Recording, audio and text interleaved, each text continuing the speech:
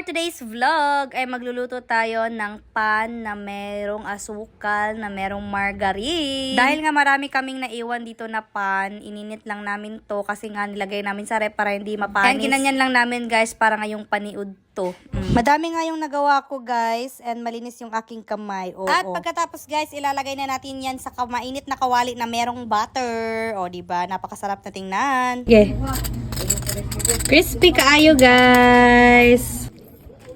Joy oh. Daw. Thank you.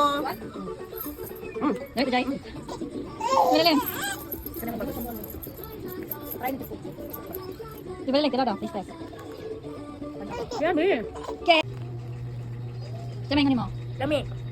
Lami. Me. Pani lang napagod. Ristas. Di lang lagi niya oh. Makan ganin na.